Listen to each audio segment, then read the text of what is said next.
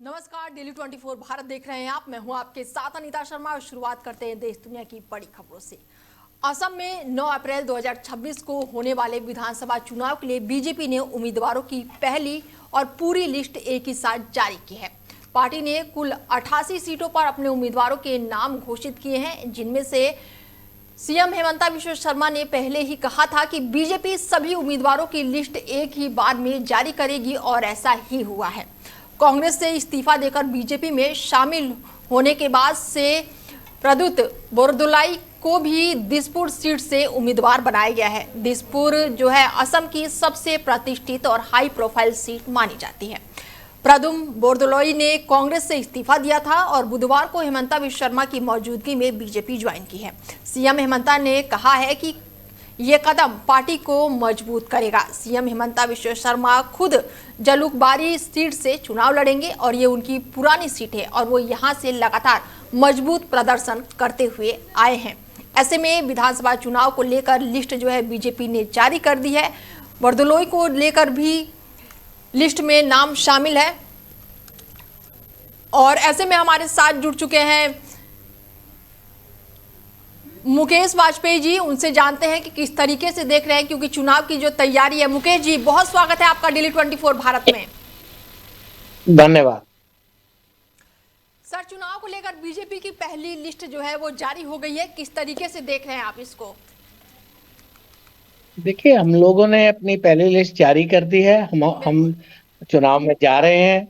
अभी तक अपोजिशन की तरफ से हमको नहीं लगता कि वो कोई चैलेंज हमारे को दे पा रहे हैं या देने की स्थिति में है। तो ये वन साइड इलेक्शन की तरफ नजर आ रहा है और हम पूरे बहुमत से आसाम में दोबारा से सरकार बनाने जा रहे हैं।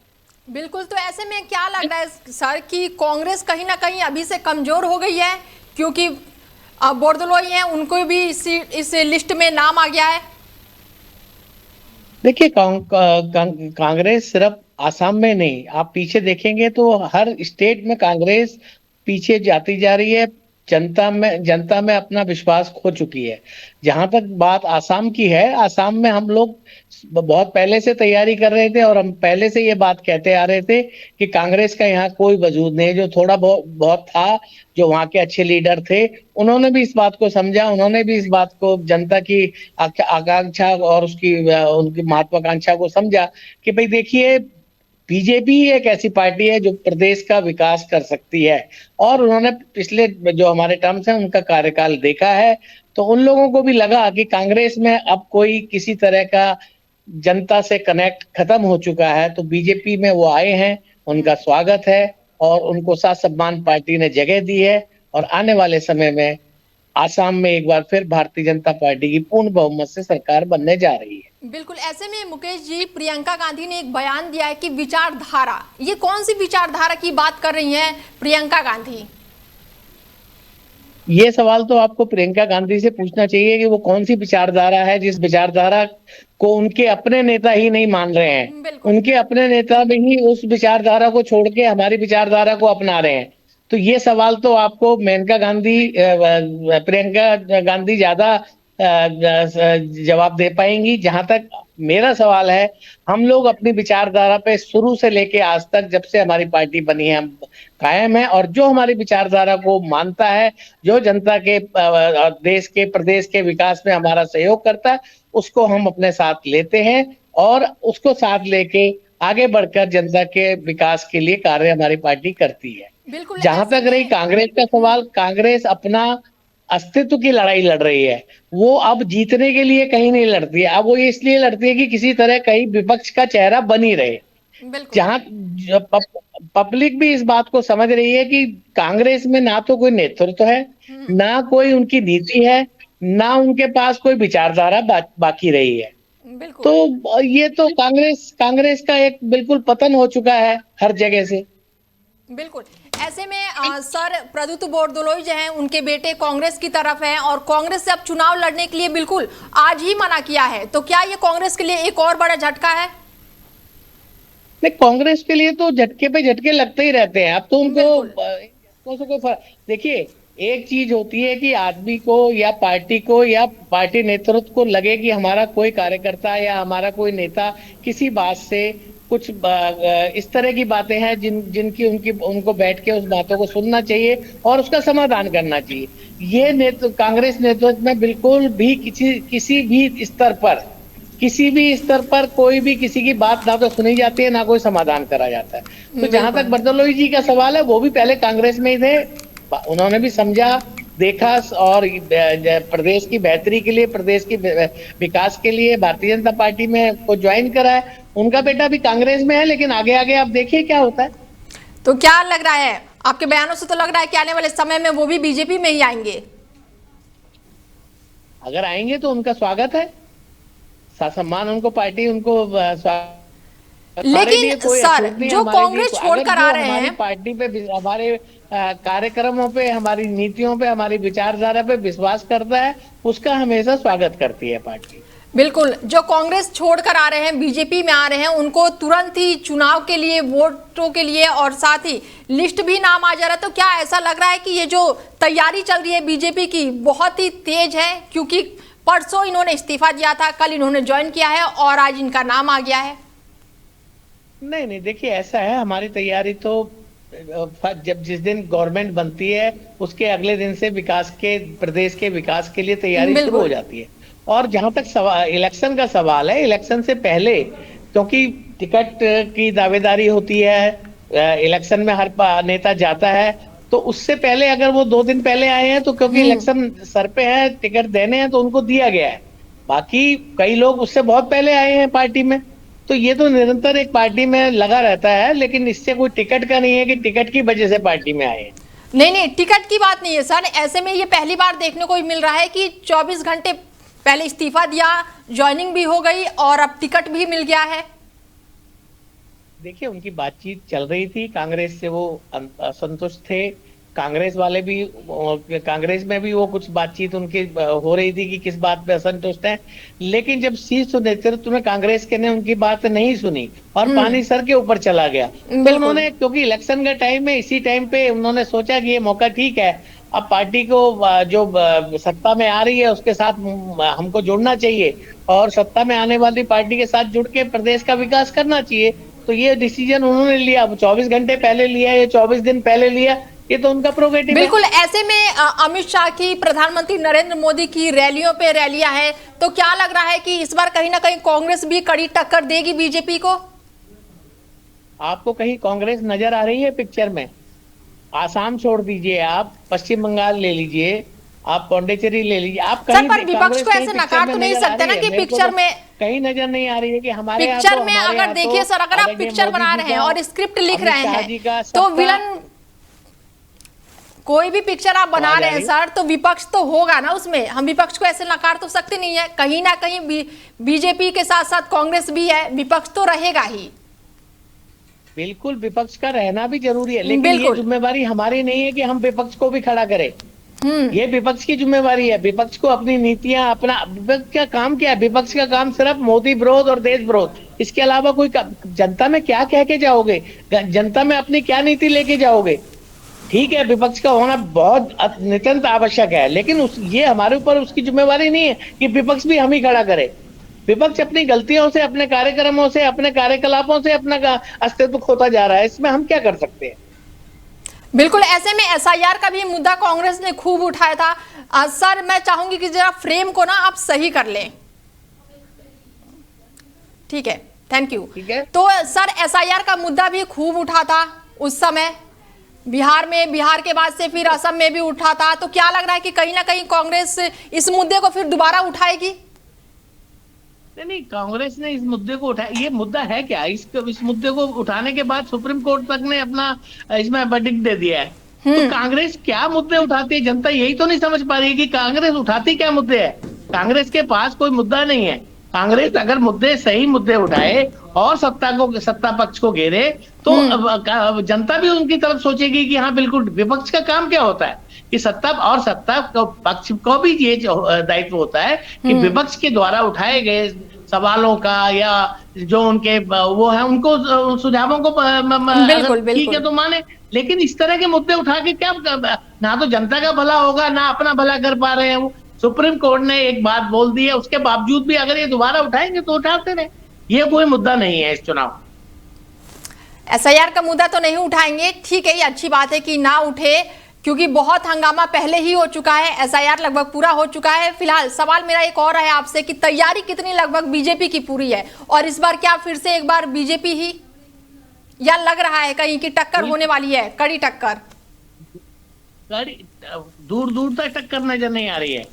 बीजेपी की तैयारी तो हमेशा, जब जिस दिन इलेक्शन खत्म होता है अगला इलेक्शन शुरू होता है, बिल्कुल। इलेक्शन खत्म होने के बाद से ही तैयारी शुरू हो जाती है। जहां तक रही टक्कर की बात, तो कांग्रेस अभी कहीं पिक्चर में नजर नहीं आई है। 9 तारीख को पहले फेज में इलेक्शन है, दिन कम बचे हुए हैं, लेकिन दूर दूर तक कांग्रेस का कहीं अभी तक कोई मीटिंग, कोई इस तरह का कहीं कोई प्रोग्राम नजर नहीं आया। हमारी तरफ एक्सक्यूज मी, हमारी तरफ से माननीय अमित शाह जी का, मोदी जी का और हमारे वरिष्ठ नेताओं का प्रोग्राम लग चुका है, रैलियां शुरू होने वाली हैं। बिल्कुल। तो वो भी आसाम में अपने अपने जो उन्होंने टाइम दिया उस टाइम पे रैलियां होंगी, उस टाइम पे जनता के लिए, जनता से बात करेंगे। ठीक है, ऐसे में जो लिस्ट देखी गई है उसमें महिलाओं का नाम भी है, 7 से 8 महिलाएं हैं, तो इस बार महिलाओं का ज्यादा नाम है। देखिए, मोदी जी का शुरू से विश्वास है, और अब तो महिला आरक्षण बिल भी पार्लियामेंट में पास हो चुका है, अगले लोकसभा से वो इम्प्लीमेंट भी होगा। तो हमारी कोशिश यही है कि जितनी ज्यादा से ज्यादा मात्र संख्या असेंबली में आए या पार्लियामेंट में आए, हमारी कोशिश यही रहती है। और हमने इस बात दिखाया है कि अभी तक कभी इतने महिलाओं को टिकट नहीं मिला है जितनी हमारी पार्टी ने दी है।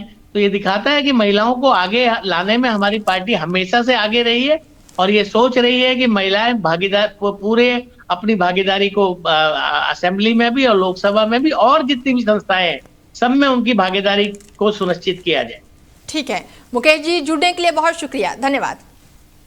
धन्यवाद। बता दें कि बीजेपी की पहली लिस्ट जो है वो जारी हो गई है, और असम बीजेपी की पहली लिस्ट में 88 नाम है। असम विधानसभा चुनाव को लेकर तैयारियां जो है अब अंतिम चरण में पहुंच चुकी है। वहीं असम के बाद अब केरल विधानसभा चुनाव को लेकर भी सभी राजनीतिक दलों की तरफ से सरगर्मियां जो हैं वो तेज हो गई हैं, और इसको लेकर बीजेपी ने भी तैयारियां तेज कर दी हैं।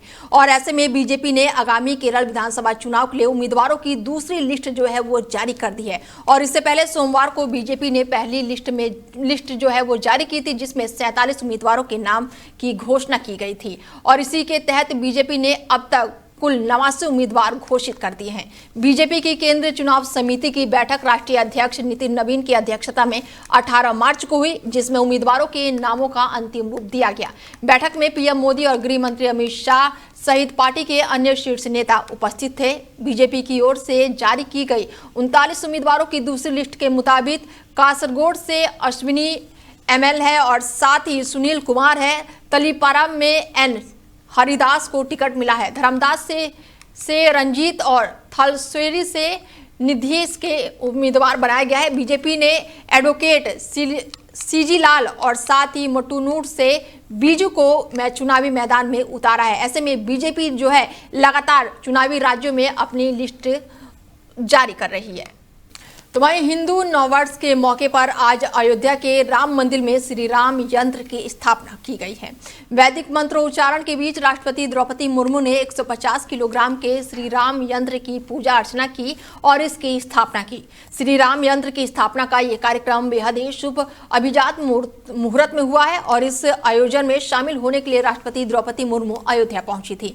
राष्ट्रपति द्रौपदी मुर्मू का अयोध्या का महर्षि वाल्मीकि इंटरनेशनल एयरपोर्ट पहुंचने पर राज्यपाल आनंदीबेन पटेल, मुख्यमंत्री योगी आदित्यनाथ और दोनों डिप्टी सीएम केशव प्रसाद मौर्य और ब्रजेश पाठक ने उनका भव्य स्वागत किया। और इस मौके पर आयोजित कार्यक्रम को संबोधित करते हुए यूपी के मुख्यमंत्री योगी आदित्यनाथ ने कहा कि यही भारत की आस्था है, और जिस आस्था की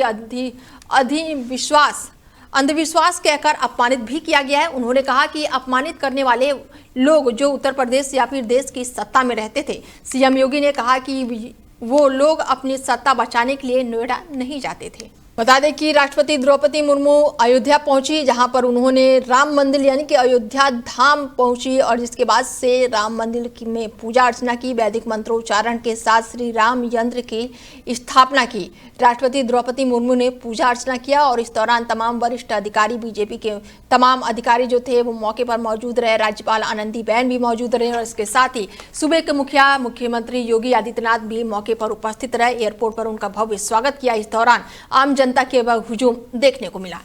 तो वहीं ईरान ने गल्फ देशों के तेल और गैस रिफाइनरी पर प्रचंड हमला किया है। बदले की आग में दहक रहे ईरान ने कुवैत की दूसरी तेल रिफाइनरी पर अटैक किया है। ईरान ने कुवैत की मिनी अब्दुल्ला रिफाइनरी पर हमला किया है और इसके बाद से इस प्लांट में आग लग गई है। ईरान का दूसरा टारगेट जो है वो सऊदी अरब की सबसे बड़ी तेल कंपनी सऊदी अरामको का रिफाइनरी है। मीना अब्दुल्ला रिफाइनरी पर हुए हमले की जानकारी देते हुए कुवैत पेट्रोलियम कॉर्पोरेशन ने घोषणा की है कि रिफाइनरी की ऑपरेशनल यूनिट में से एक को ड्रोन ने निशाना बनाया है, जिससे इसमें आग लग गई है। इससे पहले ईरान ने कुवैत की एक और रिफाइनरी मीना अल अहमदी रिफाइनरी को टारगेट किया गया है और ये मध्य पूर्व की सबसे बड़ी रिफाइनरियों में से एक है, जिसकी क्षमता लगभग 7 लाख बैरल प्रतिदिन है और ये हमले में यहाँ के आग लग गई है, लेकिन इसे नियंत्रित कर लिया गया है। ईरान ने दुनिया की सबसे बड़ी तेल कंपनी सऊदी अरामको को एक रिफाइनरी पर हमला कर दिया है और अपना इरादा अब जता दिया है। वहीं भारतीय शेयर बाजार कारोबारी सप्ताह के चौथे दिन भारी गिरावट के साथ बंद हुआ है और इस दौरान प्रमुख भारतीय इक्विटी सूचांक BSE सेंसेक्स और साथ ही NSE निफ्टी दोनों ही लाल निशान पर थे और आज बंबई स्टॉक एक्सचेंज के 30 शेयरों पर आधारित संविदा सेंसेक्स जो है वो 3.26% गिरकर 74,000 के बंद हुआ है। वहीं नेशनल स्टॉक एक्सचेंज के 50 शेयरों पर आधारित संविदा सूचांक निफ्टी जो है वो 3.26% गिरकर 23 के स्तर पर बंद हुआ है। बता दें कि अमेरिका ईरान इजराइल में युद्ध चल रहा है और ऐसे में इस युद्ध को देखते हुए लगातार शेयर बाजार में हड़कंप मचा हुआ है, जिसके चलते आज क्रूड ऑयल की कीमतों में भी तेजी देखी गई है। इन फैक्टर्स के चलते निवेशकों में डर का माहौल बना हुआ है। तो वहीं शेयर बाजार में भारी गिरावट के बीच सोने चांदी की कीमतें भी धराशायी हो गई हैं। MCX पर चांदी की कीमतों में 5% से ज्यादा की गिरावट देखी जा रही है। सोने के करीब 2.50% तक फिसल गया है और अचानक चांदी की कीमतें भी टूटने लगी हैं और देखते ही देखते 12,000 रुपये प्रति किलो सस्ती हो गई है, जबकि सोने के भाव में करीब 4,500 रुपये प्रति 10 ग्राम की गिरावट आई है। फिलहाल चांदी की कीमत MCX पर 2.35 लाख प्रति किलो के आसपास बनी हुई है, जबकि सोना ट्रेड के दौरान 1.50 लाख रुपए प्रति 10 ग्राम से भी नीचे से फिसल गया है। दरअसल मिडिल ईस्ट के संकट गहराता ही जा रहा है और पहले ईरान के तेल इंफ्रास्ट्रक्चर पर अमेरिका ने हमला किया और अब बदले में ईरान ने भी कतर से बड़े ऑयल रिफाइनरी प्लांट पर हमला बोल दिया है, जिससे भारी नुकसान का अनुमान लगाया जा रहा है। और इसी बीच कच्चे तेल की कीमत जो है वो बढ़कर $113 प्रति बैरल तक पहुंच गई है। ऑयल इंफ्रा पर हमले में युद्ध से भयावह रूप ले लिया है, क्योंकि जिस तरह से एक दूसरे को आर्थिक नुकसान पहुंचाने के लिए तेल इंफ्रा पर हमले कर रहे हैं, इससे लगता है कि युद्ध आने वाले दिनों में और भी खतरनाक हो सकता है। तो वहीं बिहार के मोकामा से जेडीयू के विधायक अनंत सिंह को आज बड़ी राहत मिली है। हाई प्रोफाइल दुलार चंद्र यादव हत्याकांड के सिलसिले में करीब 4 महीने जेल में बिताने के बाद पटना हाईकोर्ट ने उन्हें नियमित जमानत दे दी है। शुक्रवार को कानूनी औपचारिकता पूरी होने के बाद उम्मीद है कि वो बेऊर जेल से बाहर आ जाएंगे। अनंत सिंह को राहत मिलने की खबर से उनके समर्थकों में खुशी की लहर दौड़ गई है। अनंत सिंह ने निचली अदालत यानी कि MP MLA कोर्ट द्वारा उनकी जमानत अर्जी खारिज किए जाने के बाद से हाईकोर्ट का रुख किया था। वहीं उनके वकील ने कोर्ट को बताया है कि जहां पर पुलिस ने आरोप लगाया था कि अनंत सिंह ने ही जानलेवा गोली चलाई थी, वहीं पोस्टमार्टम रिपोर्ट में मौत का कारण लाठी की चोट और गाड़ी से कुचलना बताया गया है। अनंत सिंह के वकील ने कोर्ट को बताया है कि घटनास्थल पर मौजूदा किसी भी पुलिसकर्मी ने अपने आधिकारिक बयान में अनंत सिंह द्वारा गोली चलाने के आरोपों की पुष्टि नहीं की है। तो वहीं स्टेट बैंक ऑफ इंडिया से जुड़े 2000 करोड़ रुपए के लोन फ्रॉड मामले में CBI ने आज 19 मार्च को उद्योगपति अनिल अंबानी से पूछताछ की है। अनिल अंबानी सुबह ही दिल्ली स्थित CBI हेडक्वार्टर पहुंचे, जहां पर एजेंसी के अधिकारियों ने उनसे सवाल जवाब किया। CBI ने पिछले साल अगस्त में अनिल अंबानी और आरकॉम के खिलाफ केस दर्ज किया।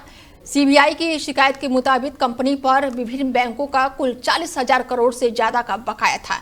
इसमें से अकेले SBI को 2,000 करोड़ रुपए का नुकसान भी हुआ है। CBI ने इस मामले में आपराधिक साजिश, धोखाधड़ी और आपराधिक विश्वासघात की धाराओं में धाराओं के तहत मामला दर्ज किया है। अनिल अंबानी के पक्ष का कहना है कि सीबीआई का ये शिकायत 10 साल से ज्यादा पुराने मामलों से जुड़ी हुई है। जिस समय की ये बात है उस समय अनिल अंबानी कंपनी के केवल नॉन एग्जीक्यूटिव डायरेक्टर थे और वो कंपनी के रोजमर्रा के मैनेजमेंट या फिर कामकाज में शामिल नहीं थे।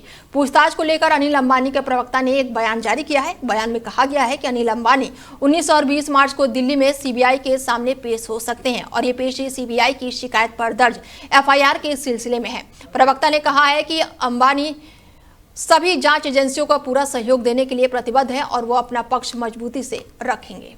वहीं राजस्थान के हनुमानगढ़ से खबर है, जहां पर ग्रामीण क्षेत्रों में खराब मौसम ने किसानों की चिंता बढ़ा दी है।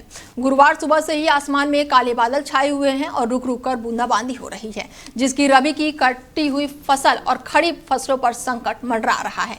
किसानों के अनुसार चने और सरसों जैसी नकदी फसलें पूरी तरह से पककर तैयार हो चुकी हैं और कई खेतों में कटाई का काम जोरों पर है, जबकि कुछ खेतों में कटी हुई फसलें ढेर में रखी गई हैं और यही बारिश होती है और यदि बारिश होती है तो ये कटी हुई फसलें पूरी तरह से खराब हो सकती हैं और दानों के काले पड़ने का भी खतरा है, जिससे किसानों को साल भर की मेहनत पूरी तरह से खराब हो सकती है।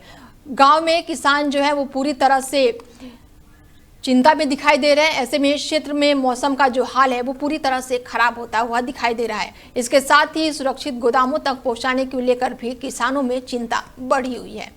राजस्थान दिवस के अवसर पर 18 मार्च को रात को गोगामंडी गांव में आत्मनिर्भर मंदिर में जिला स्तरीय महाआरती का भव्य आयोजन किया गया और इस अवसर पर कई दीपों का दीपदान भी किया गया और सैकड़ों श्रद्धालु शामिल हुए। देवस्थान विभाग के सहायक संयुक्त ओम प्रकाश ने बताया कि महाआरती गंगा आरती की तर्ज पर 3 पंडितों द्वारा संपन्न कराई गई। मंदिर की प्राकृतिक फूलों और दीपों से सजाया गया, साथ ही फूलों से रंगोलियां भी बनाई गई। महाआरती कार्यक्रम में विधायक संजीव बेनीवाल मौके पर उपस्थित रहे। इसके साथ ही पुलिस प्रशासन और आमजन भी उपस्थित रहे। वरिष्ठ अधिकारी भी मौके पर मौजूद रहे। ऐसे में सैकड़ों भक्तों ने गंगोजी का भजन पर नृत्य और गायन भी किया, जिससे आयोजक धार्मिक और सांस्कृतिक रूप से भी भव्य बन गया।